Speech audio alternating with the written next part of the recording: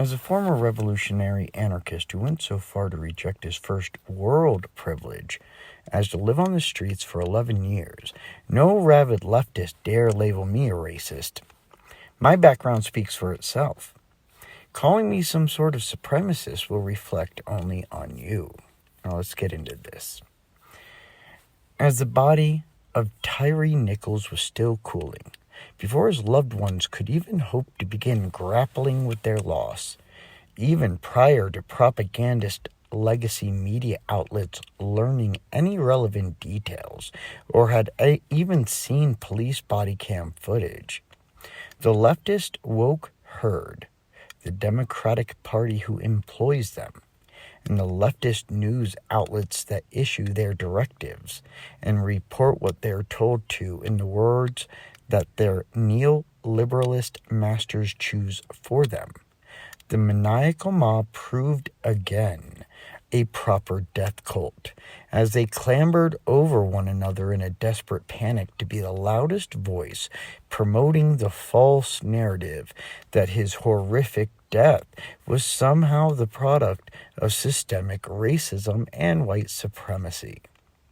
This contortionist worldview, which treats cognitive dissonance as virtuous a lifestyle as that lived by Franciscan monks praying piously in a cliff-top monastery, requires that objective reality be treated as a glob of putty, pulled, stretched, and twisted until it takes whatever shape is necessary.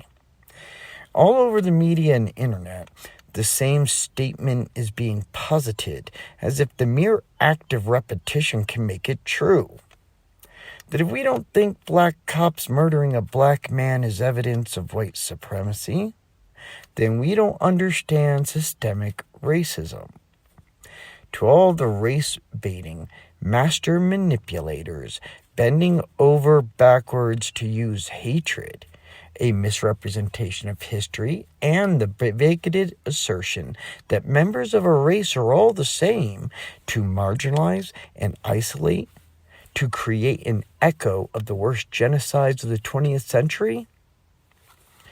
If you believe that the tragic death of Tyre Nichols by the hands of 5 black officers is symptomatic of systemic racism, you need to look into the mirror the next time you hurl the epithet racist. If your take on this disgusting event is to declare it proof of systemic racism, then it is you who has a fundamental misapprehension of historical realities and an inability to comprehend the phrase. It is you who has a total lack of understanding of the nature of white supremacy and its role in America today. Such a statement confirms that its purveyors are either completely indoctrinated, that is, MK Ultra level brainwashed and devoid of any trace of free will and critical thought, or more insidiously, willfully dishonest.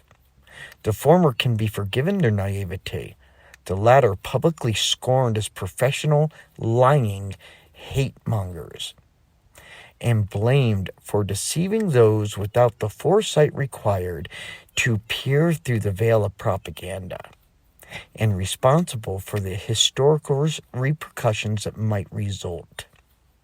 And with what arguments do these woke engineers of apartheid proffer to justify the spread of such wrath and loathing?